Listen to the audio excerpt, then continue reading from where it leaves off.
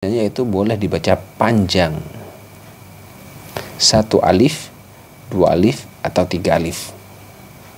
Ya, boleh baca panjang 1 alif, 2 alif, atau 3 alif. Alangkah baiknya ketika kita membaca dalam satu waktu harus distabilkan. Kalau misalkan pakai yang 1 alif, ya 1 alif semuanya. Dalam sekali Al-Fatihah itu belakangnya 1 alif semua. Atau kalau memakai 2 alif, ya 2 alif semua. Atau kalau 3 alif, 3 alif semua. Supaya lebih bacanya lebih bagus, kemudian lebih sempurna bacanya. Meskipun itu sama-sama benar, teman-teman.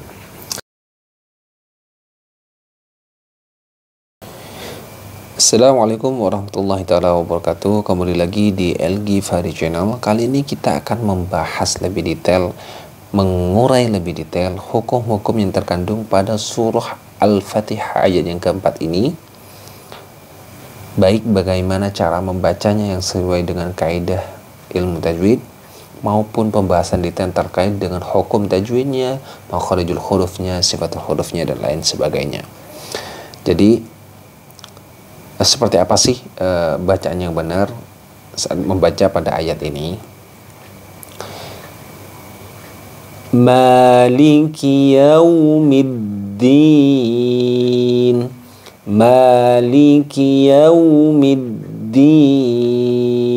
Nah, seperti itu teman-teman. Biasanya kekeliruan yang sering terjadi itu Maliki yaumiddin, Maliki yaumiddin. Nah, biasanya seperti itu. Nah, kira-kira apa saja sih yang sering keliru pada ayat ini saat membacanya? Baik, yang pertama yaitu pada kata maliki. Nah, di sini ada tanda fathah panjang, teman-teman. Fathah panjang ini menandakan dia mad tabi'i. Ya. Jadi dibaca panjang 1 alif atau 1 ayunan. Jadi tidak boleh dibaca maliki yau, tapi mali ma. Nah, seperti itu. Jadi harus ditekan cara membacanya.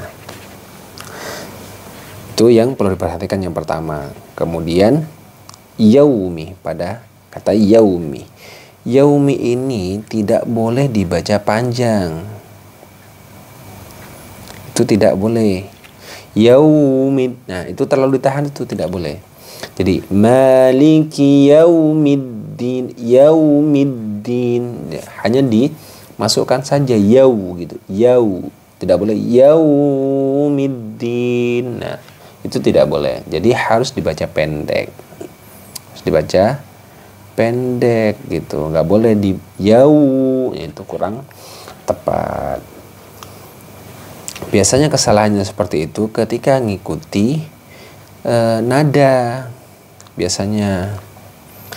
Jadi kesalahan yang sering terjadi itu kita ayat itu mengikuti nada, bacaan itu mengikuti nada, tapi seharusnya adalah nada itu yang mengikuti ayatnya. Jadi kalau ayatnya pendek, bacaannya pendek, jadi baca pendek, gak boleh dibaca panjang. Jangan ngikuti nadanya, seperti itu teman-teman. Jadi itu yang perlu diperhatikan. Kemudian selanjutnya yaitu middin. Nah, ini terdapat hukum bacaan alif lam. Ayo, alif lam apa? Alif lam syamsiyah. Samsiyah. Ya, alif lam syamsiyah. Karena kenapa? Karena ada huruf al, ya, bertemu dengan huruf syamsiyah yaitu dal. Tandanya mana? Tandanya tasydid. Jadi middin. Nah, ketika ada tasydid, maka ditekan yaumiddin, middin. Nah, seperti itu. Jadi tidak hanya dimasukkan saja yaumiddin, yaumiddin. Nah, yaumiddin. Jadi tekan middin. Nah, seperti itu teman-teman. Kemudian selanjutnya yaitu pada kata ad-din. Nah, itu ad-din ini terdapat hukum bacaan mad arid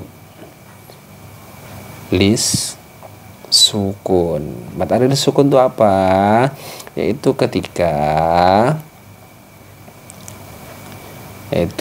ketika ada ya sukun diawali harokat kasroh pada kata din. Mana kasrohnya?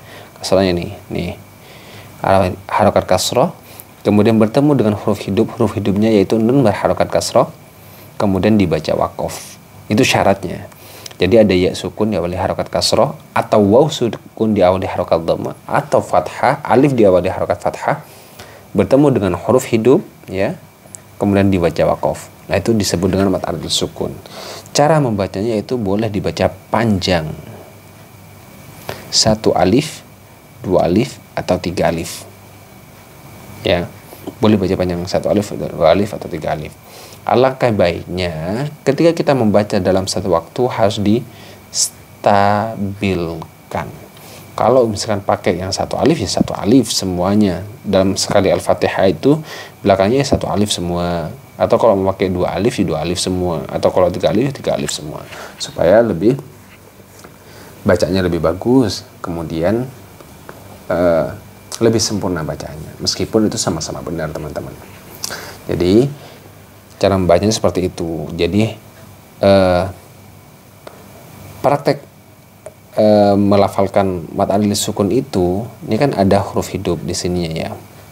Jadi nun sukunnya, nun hidupnya ini diganti sukun. Jadi nunnya jadi sukun. Din. Nah, seperti itu disukunkan ketika dia wakof. Namun ketika dia tidak diwakofkan, maka tetap dibaca Maliki yaumiddin, iya. Nah, seperti itu. Tapi ketika wakof, Maliki yaumiddin. Nah, seperti itu, teman-teman. Jadi pembahasan mengenai ayat yang keempat pada surah Al-Fatihah ini. Mudah-mudahan video ini bisa bermanfaat bagi teman-teman semua untuk menambah pengetahuan mengenai hukum tajwid, makhrajul huruf, dan sifatul huruf, terutama untuk memperbaiki bacaan surah Al-Fatihah kita. Sehingga mudah-mudahan dengan asbab ini sempurna Al-Fatihah kita, sempurna pula ibadah sholat kita. Demikian, jangan lupa share, subscribe, like, dan komen jika menurut antum ada video atau ada materi yang perlu kita bahas di selanjutnya.